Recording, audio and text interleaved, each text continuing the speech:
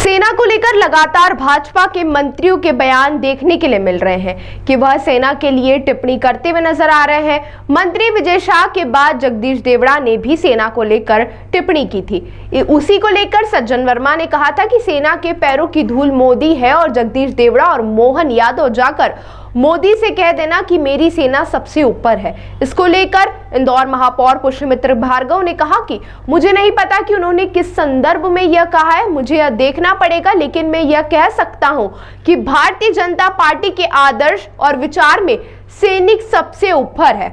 उनके सम्मान, उनके स्वाभिमान, साहस, पराक्रम, शौर्य के लिए हम हमेशा उनके पीछे खड़े हैं और उनके सम्मान के लिए जब जरूरत पड़ेगी तो सड़कों पर निकलेंगे।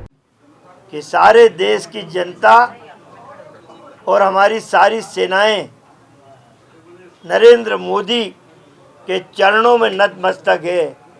मैं आपके चैनलों के माध्यम से कड़े शब्दों में निंदा करते हुए ये कहना चाहता हूं कि जगदीश देवड़ा और मोहन यादव सुन लो।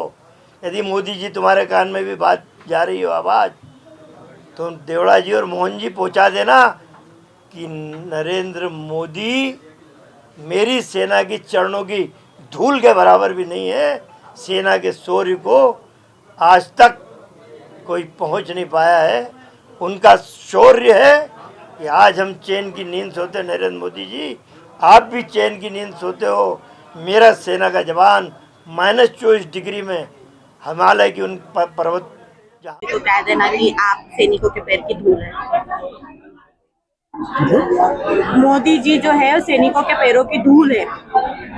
उन्होंने किस संदर्भ में कहा मुझे इसके बारे में करना पड़ेगा, लेकिन ऐसा है कि मैं इतना कह सकता हूं कि भारतीय जनता पार्टी के आदर्श और उनके विचार में सैनिक सबसे ऊपर है और उनके सम्मान, उनके स्वाभिमान और उनके साहस, पराक्रम, शौर्य के लिए हम सब हमेशा उनके पीछे खड़े हैं और उनके सम्मान में जब जरूरत पड़ेगी सड़कों पर निकलेंगे।